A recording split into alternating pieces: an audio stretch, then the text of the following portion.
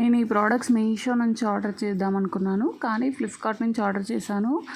ఎందుకంటే కొంచెం price difference ఉంది.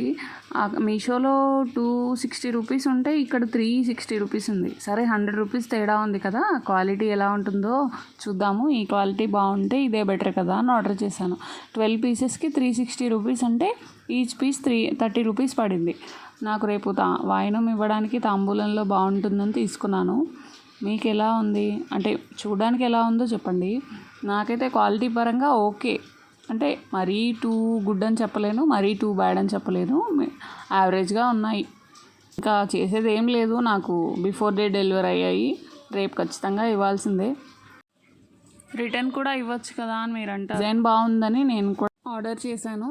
లుక్ వైజ్గా చాలా బాగున్నాయి, క్వాలిటీ కొంచెం నాకు అంత అనిపించలేదు.